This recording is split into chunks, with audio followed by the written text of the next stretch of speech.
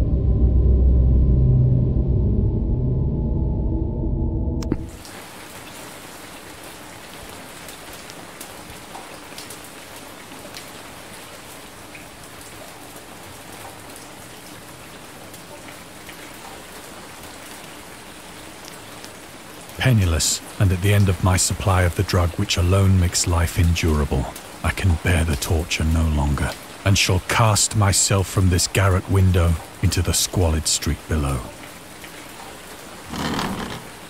Do not think from my slavery to morphine that I am a weakling or a degenerate. When you have read these hastily scrawled pages, you may guess, though never fully realize, why it is that I must have forgetfulness or death.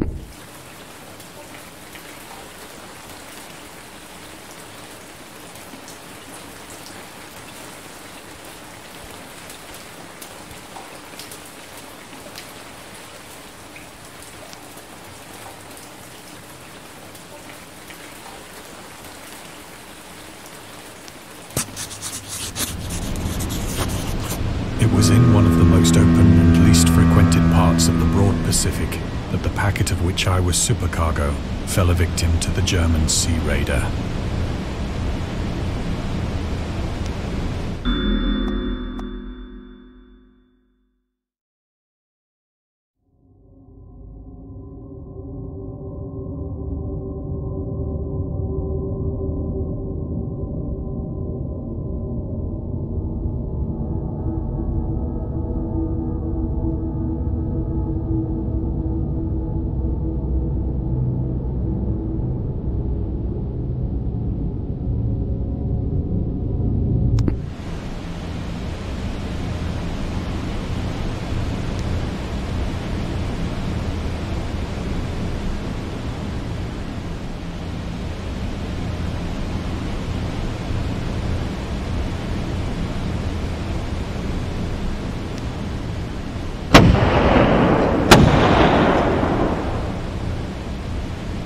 The Great War was then at its very beginning, and the ocean forces of the Hun had not completely sunk to their later degradation.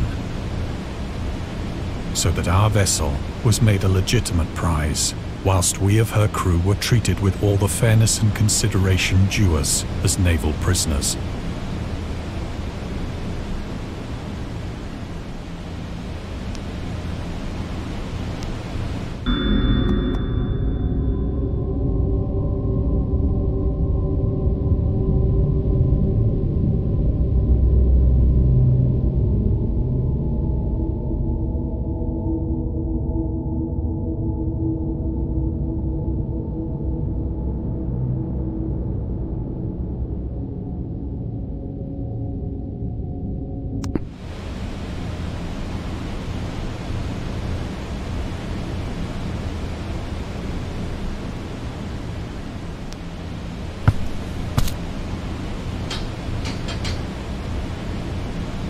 So liberal, indeed, was the discipline of our captors that 5 days after we were taken, I managed to escape alone in a small boat with water and provisions for a good length of time.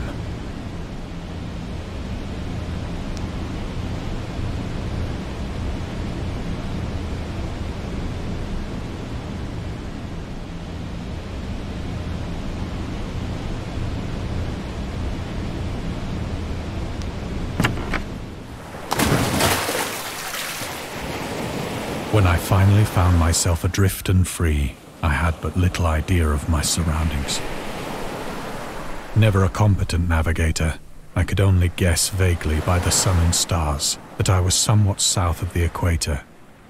Of the longitude, I knew nothing, and no island or coastline was in sight.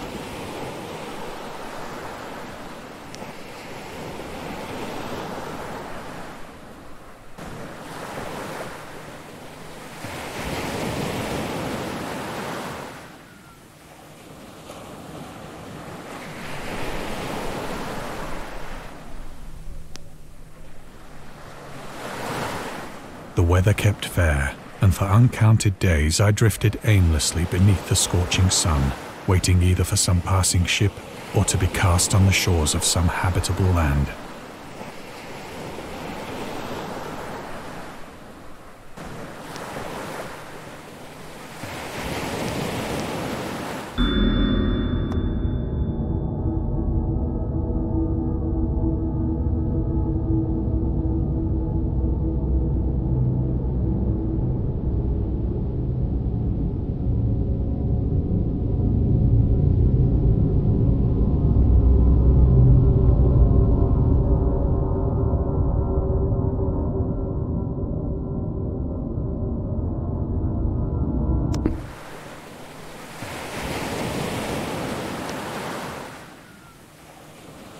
But neither ship nor land appeared, and I began to despair in my solitude upon the heaving vastness of unbroken blue. The change happened whilst I slept. Its details I shall never know, for my slumber, though troubled and dream-infested, was continuous.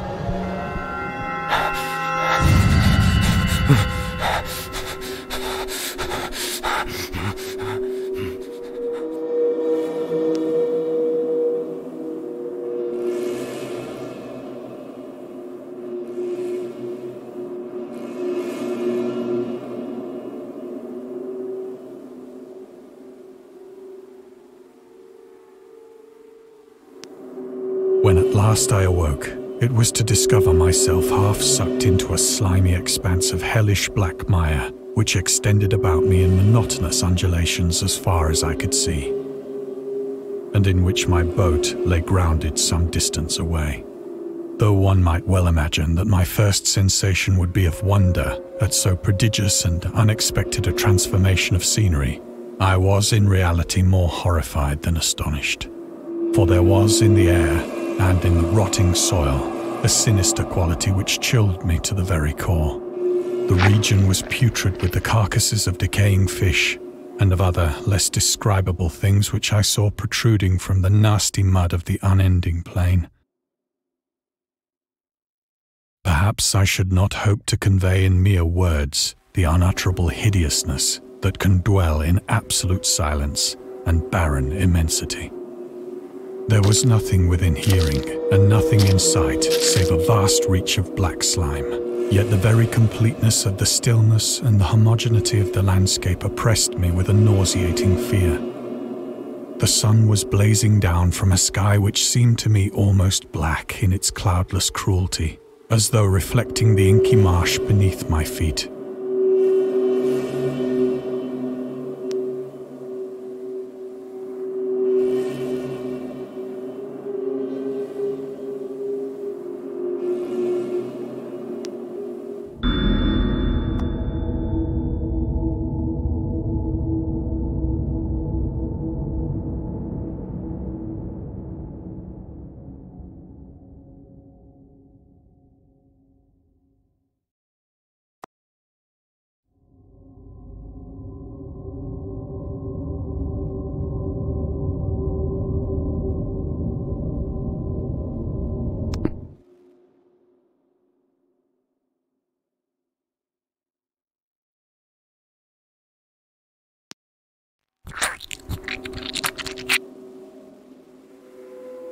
As I crawled into the stranded boat, I realized that only one theory could explain my position.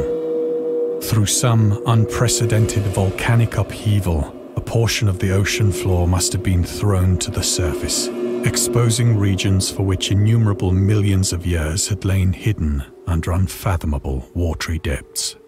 So great was the extent of the new land which had risen beneath me that I could not detect the faintest noise of the surging ocean, straining my ears as I might. Nor were there any seafowl to prey upon the dead things.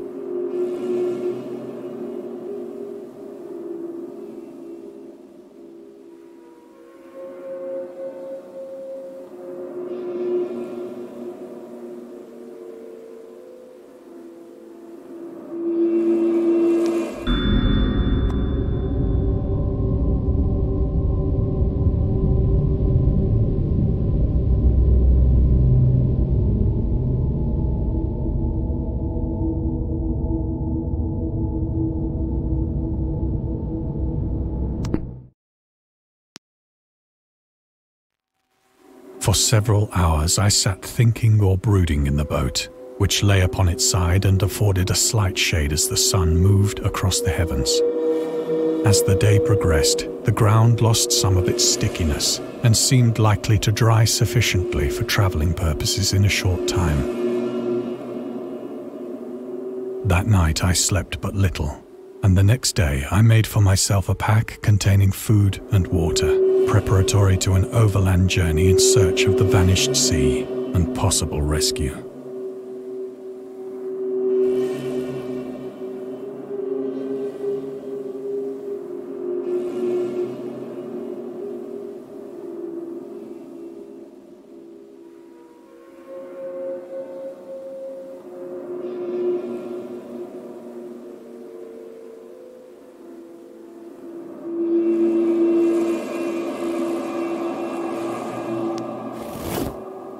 On the third morning, I found the soil dry enough to walk upon with ease. The odor of the fish was maddening, but I was too much concerned with graver things to mind so slight an evil, and set out boldly for an unknown goal.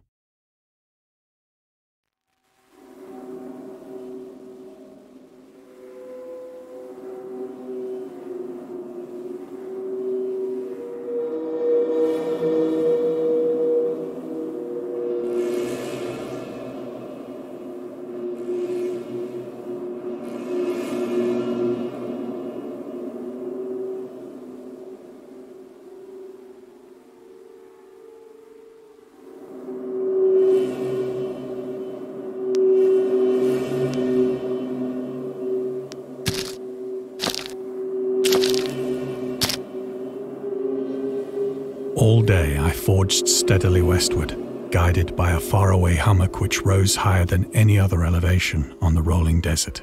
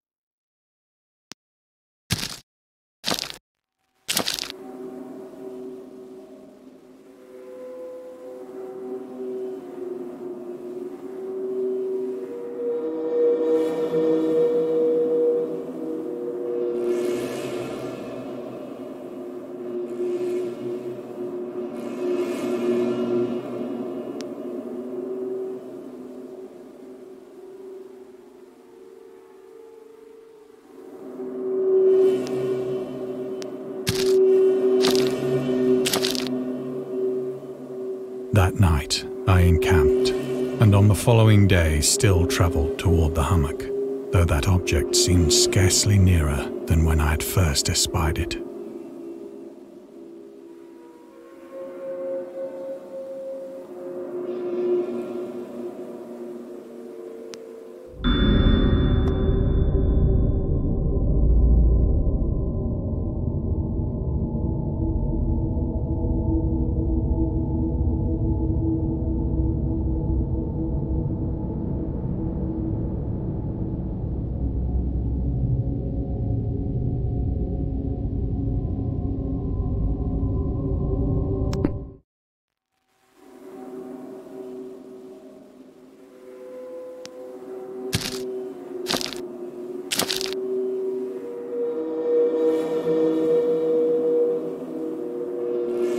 the fourth evening, I attained the base of the mound, which turned out to be much higher than it had appeared from a distance.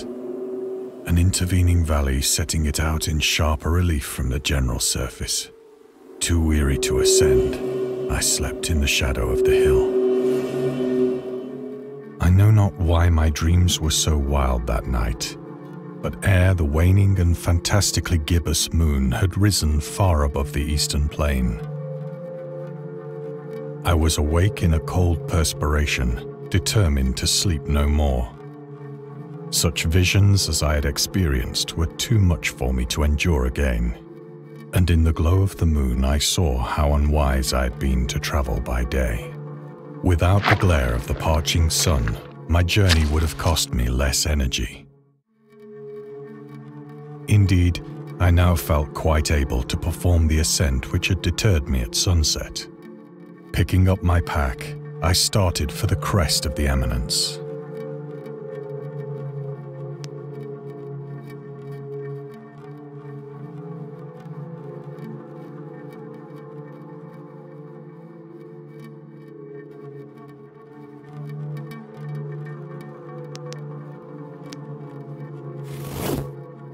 I have said that the unbroken monotony of the rolling plain was a source of vague horror to me, but I think my horror was greater when I gained the summit of the mound and looked down the other side into an immeasurable pit or canyon, whose black recesses the moon had not yet soared high enough to illumine. I felt myself on the edge of the world, peering over the rim into a fathomless chaos of eternal night. Through my terror ran curious reminiscences of Paradise Lost, and of Satan's hideous climb through the unfashioned realms of darkness. As the moon climbed higher in the sky, I began to see that the slopes of the valley were not quite so perpendicular as I had imagined.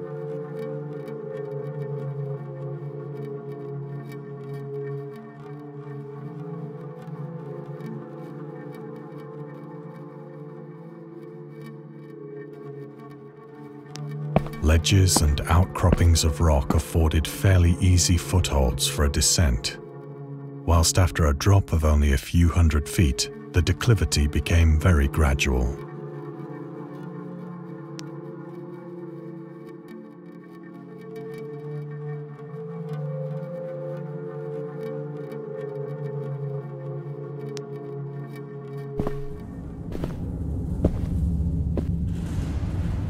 Urged on by an impulse which I cannot definitely analyze, I scrambled with difficulty down the rocks and stood on the gentler slope beneath, gazing into the Stygian deeps, where no light had yet penetrated.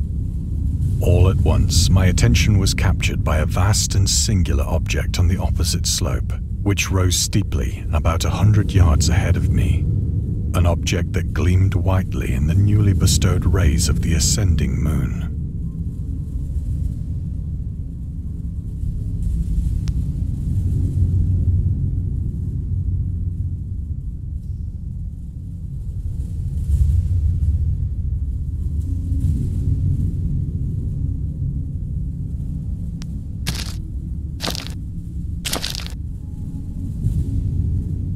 That it was merely a gigantic piece of stone, I soon assured myself, but I was conscious of a distinct impression that its contour and position were not altogether the work of nature. A closer scrutiny filled me with sensations I cannot express.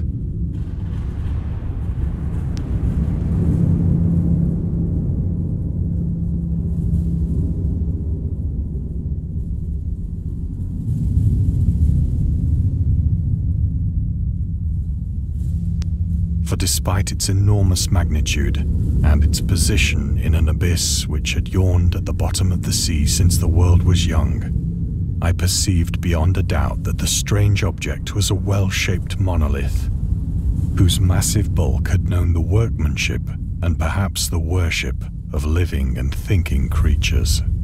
Dazed and frightened, yet not without a certain thrill of the scientist's or archaeologist's delight, I examined my surroundings more closely.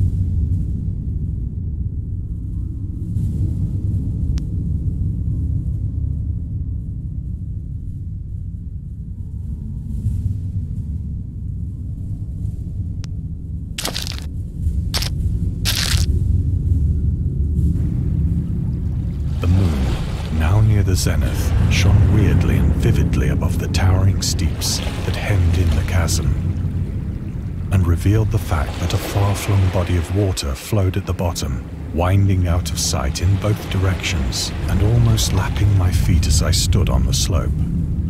Across the chasm, the wavelets washed the base of the cyclopean monolith, on whose surface I could now trace both inscriptions and crude sculptures.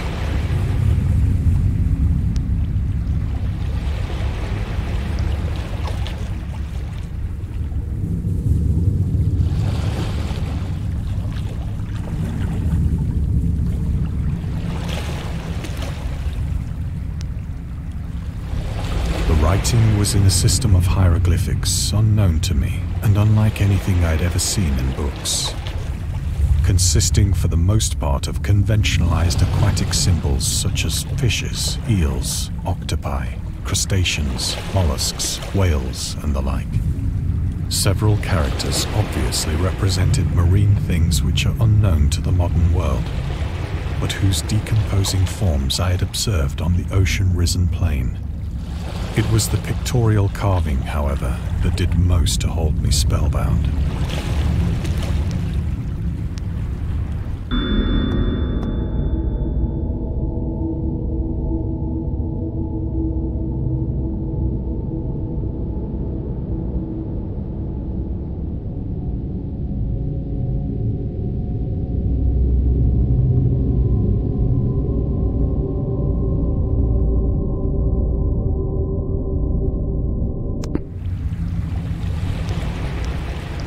Plainly visible across the intervening water on account of their enormous size were an array of bas-reliefs whose subjects would have excited the envy of a doré. I think that these things were supposed to depict men, at least a certain sort of men, though the creatures were shown disporting like fishes in the waters of some marine grotto, or paying homage at some monolithic shrine which appeared to be under the waves as well. Of their faces and forms I dare not speak in detail, for the mere remembrance makes me grow faint. Grotesque beyond the imagination of a Poe or a Bulwer. They were damnably human in general outline, despite webbed hands and feet, shockingly wide and flabby lips, glassy, bulging eyes, and other features less pleasant to recall. Curiously enough, they seem to have been chiseled badly out of proportion with their scenic background, for one of the creatures was shown in the act of killing a whale, represented as but little larger than himself. I remarked, as I say, their grotesqueness and strange size, but in a moment decided that they were merely the imaginary gods of some primitive fishing or seafaring tribe. Some tribe whose last descendant had perished eras before the first ancestor of the Piltdown or Neanderthal man was born.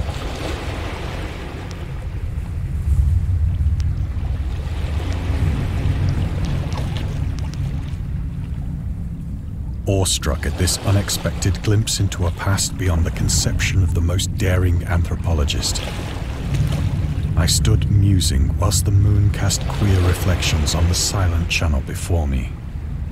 Then, suddenly, I saw it. With only a slight churning to mark its rise to the surface, the thing slid into view above the dark waters. Loathsome, it darted like a stupendous monster of nightmares to the monolith, about which it flung its gigantic scaly arms, while it bowed its hideous head and gave vent to certain measured sounds. I think I went mad then. Of my frantic ascent of the slope and cliff, and of my delirious journey back to the stranded boat, I remember little.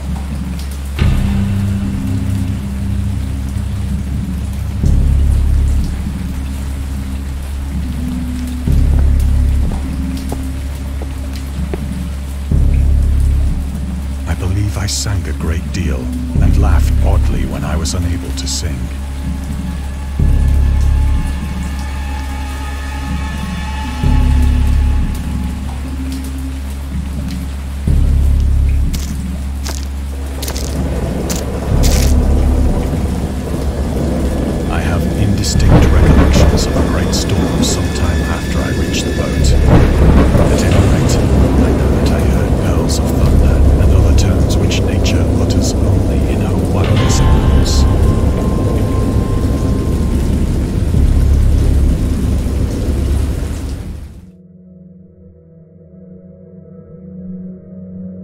When I came out of the shadows, I was in a San Francisco hospital, brought thither by the captain of the American ship which had picked up my boat in mid-ocean.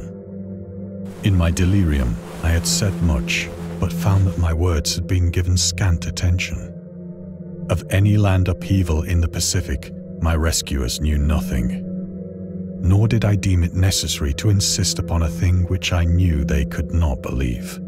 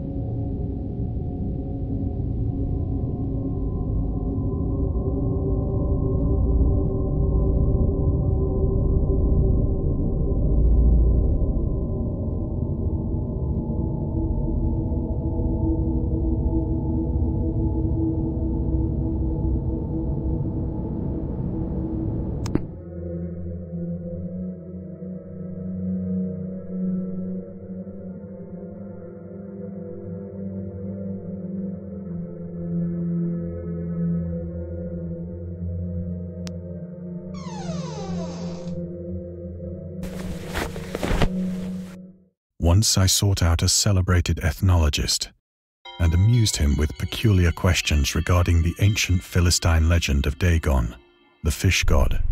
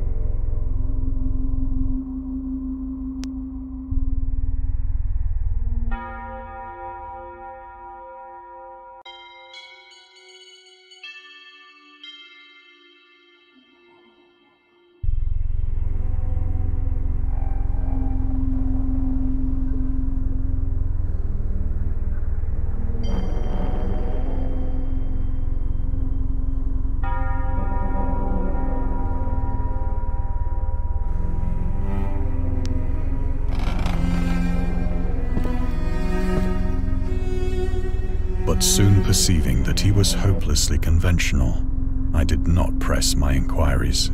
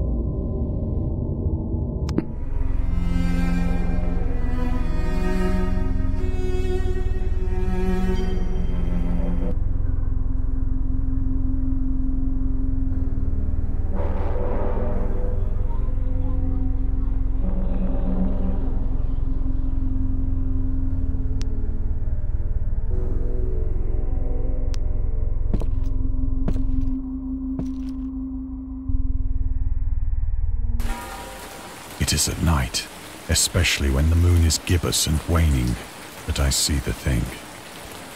I tried morphine, but the drug has given only transient surcease and has drawn me into its clutches as a hopeless slave. So now I am to end it all, having written a full account for the information or the contemptuous amusement of my fellow men.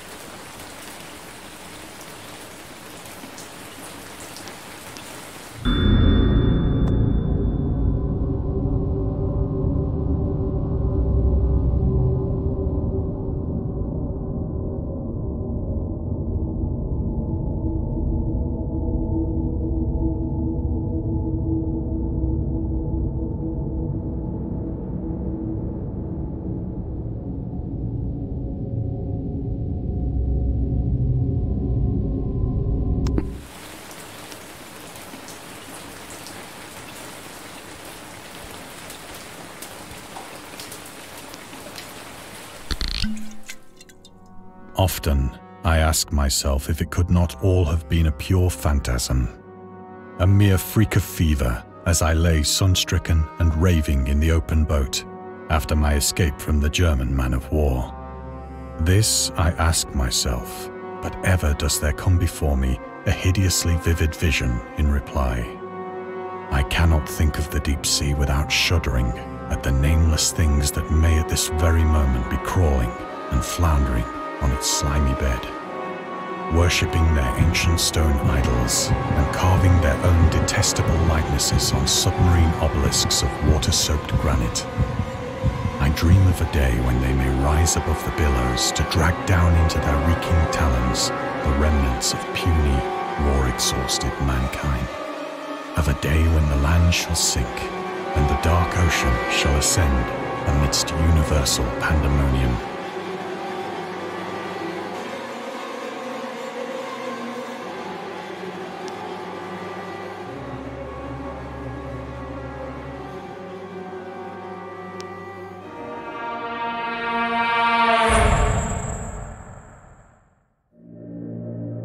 Is near. I hear a noise at the door, as of some immense slippery body lumbering against it.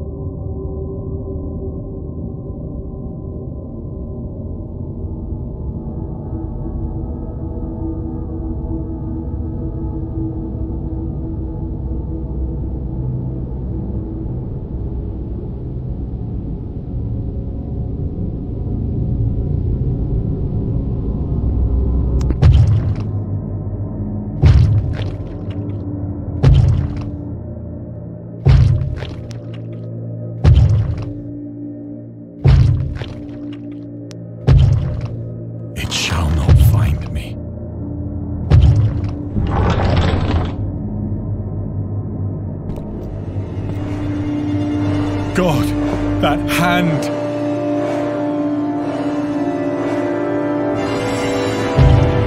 The window! The window!